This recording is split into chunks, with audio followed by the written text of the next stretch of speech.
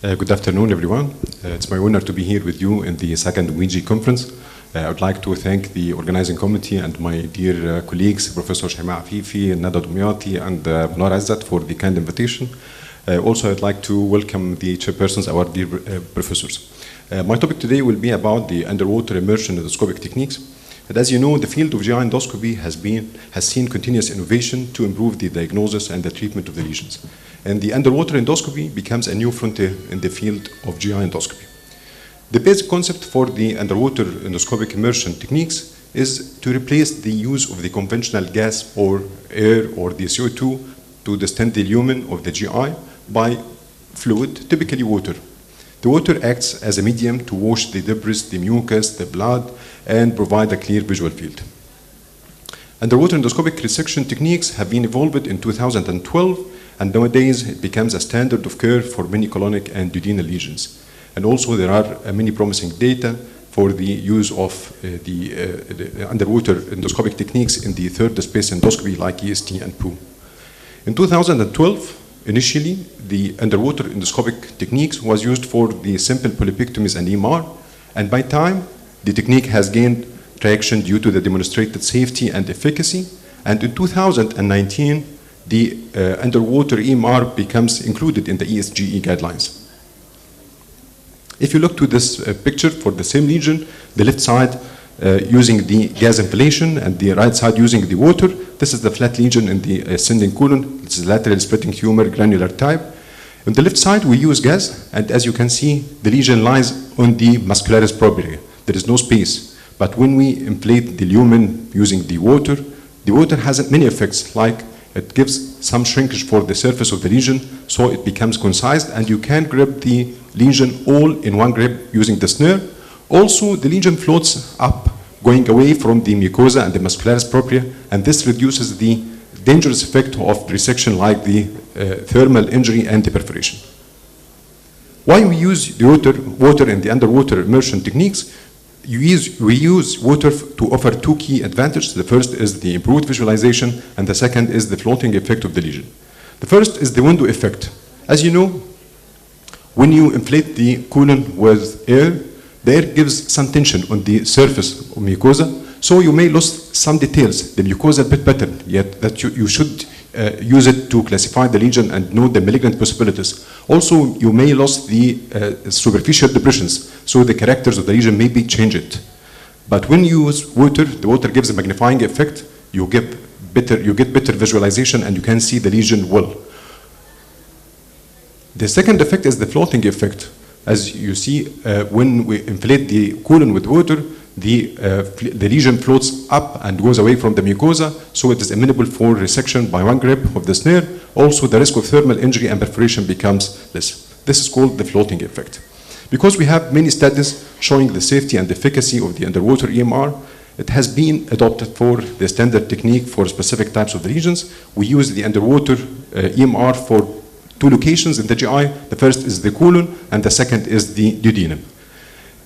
Basically, we use the underwater EMR for the colon for the intermediate sized lesions with a diameter of 10 millimeter or more. Also, it can be used for the recurrent lesions, as it has been shown to decrease the risk of recurrence.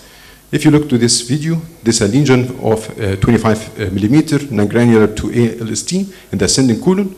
Actually, we use the optical enhancement using the MBI to get better characterization and to get safety margin. And we mark the margins of the lesion using the APC probe or by the tip of the snare. Then we inflate the colon with a lot of water from 200 ml to 1000 ml, maybe more. There is no limited value. Then we use the snare to grab the lesion.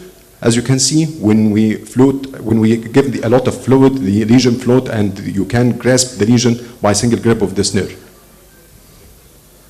Then we apply the diathermy to complete resection of the lesion.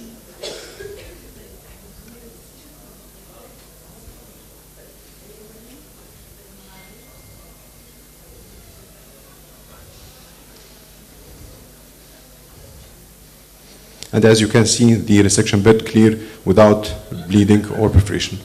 The second location that can be used, the underwater EMR is for the duodenal lesions. It becomes the standard of care for treating the superficial non-ampullary duodenal epithelial tumors. Typically, we use the underwater EMR in the duodenal lesions when the diameter is less than 25 millimeter.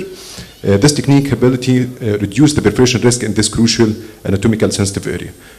When we use the water inflation in the duodenum, as you know, the duodenal lumen sometimes become collapsed and it is narrow, not like the colon.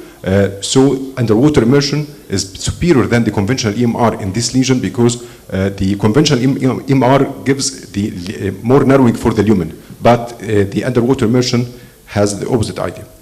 You can use also the underwater resection for the smaller lesions less than 10 millimeter, but the general concept of the cold snare pulpectomy is generally preferred unless the lesion has signs of high-grade dysplasia because the underwater EMR gives more comprehensive sample for the pathology.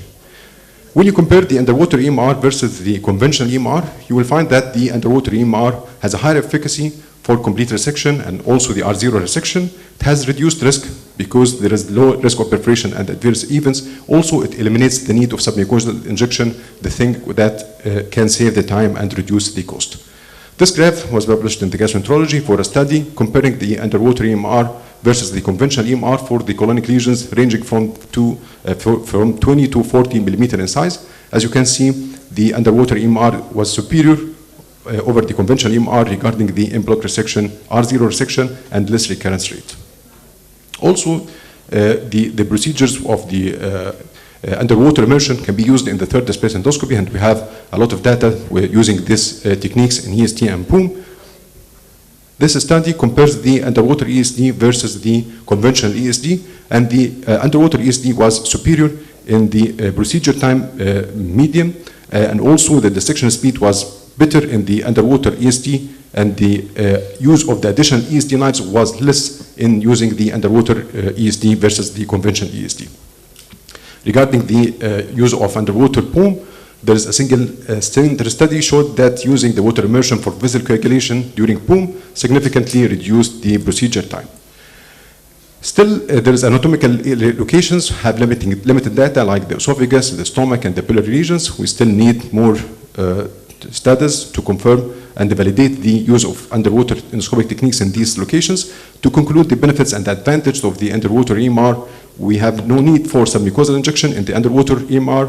The potential risk is reduced for the procedure time for complex cases. Also, we give excellent visualization and lesion characterization with higher complete resection rate and reduced risk of thermal injury and perforation.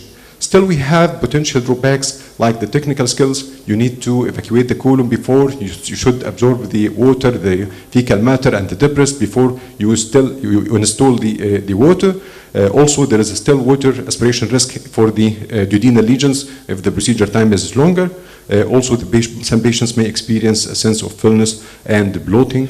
The future of underwater gyrantoscopy needs more research focus. We need the standardization for the use of the underwater techniques for the third space endoscopy like EST and POOM. And also for innovation, we need new devices and technologies that may further enhance the application of the underwater endoscopy. Thank you.